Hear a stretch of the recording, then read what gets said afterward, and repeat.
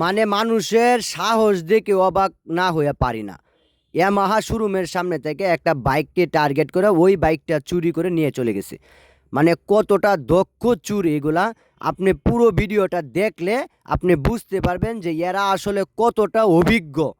এবং এদের অভিজ্ঞতার কারণে এদেরকে ধরা তো দূরের কথা, এদেরকে চেনাই যায় না যে এরা কিভাবে প্রকাশ্য দিবালোকে রাস্তার কাছ থেকে বাইক নিয়ে যায়। আমাদের শোরুমের সামনে থেকে বাইকটা নিয়ে চলে গেল।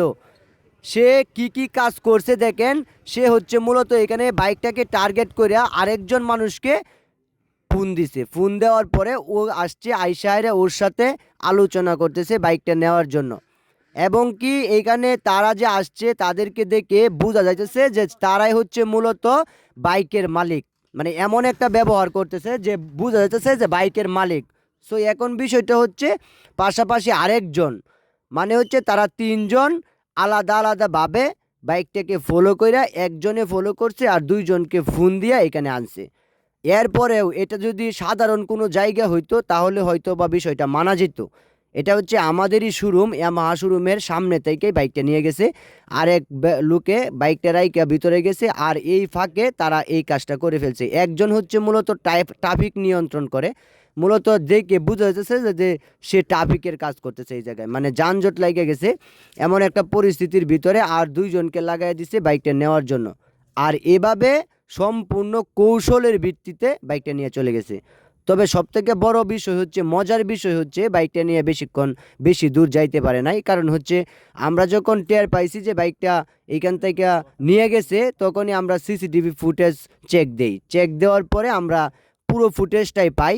এবং পুরো ফুটেজটার ভিতরে মূলত দেখা যায় যে তারা আসলে কিভাবে বাইকটা নিয়ে চলে গেল। আর এই বিষয়টা আপনাদেরকে এখন দেখানো হচ্ছে।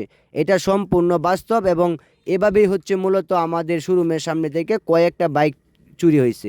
তো আজকে হচ্ছে মূলত এদেরকে ধরা হয়েছে। তো এরা মূলত হচ্ছে ওই প্রফেশনাল চুর না, কিন্তু এরা মূলত মোটর সাইকেলের গ্যারেজে কাজ করে, যার কারণে এরা এত অভিজ্ঞ। তো এখন বিষয়টা হচ্ছে যে একজন যে কাজ করতেছে রাস্তায়, তো ও মূলত হচ্ছে এটার সাথে জড়িত। আর এই জড়িত থাকার কারণে তাদেরকে দেখে বোঝা যাচ্ছে না যে তারা আসলে এই বাইকটাকে নিয়ে চলে যাবে।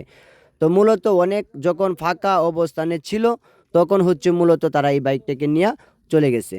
তো এইখানে তিনজন, এই তিনজনকে দেখলে বোঝা যায় যে এরা আসলে এইখানেই হয়তো বা শোরুমে কোনো কাজে আসছে। এবং আরেকজন মূলত হচ্ছে ট্রাফিকের কাজ করতেছে ওই জায়গায় ট্রাফিক নিয়ন্ত্রণ করে। তো এদেরকে দেখে কিন্তু বোঝা যাচ্ছে না যে এরা আসলে বাইকটা চুরি করে নিয়ে যাবে। কিন্তু পরক্ষণে আসলে এই টুফিক ফালায় থইয়া গাড়িতে উইটা হাওয়া, মানে হচ্ছে কয়েক সেকেন্ডের মধ্যে বাইক নিয়ে উদাও, আর বাকি বাইকগুলো পড়ে আছে। আর এটা মূলত হচ্ছে আমাদের ইয়ামাহা শোরুমের সামনে থেকে ঘটনাটা ঘটছে কয়েকদিন আগে।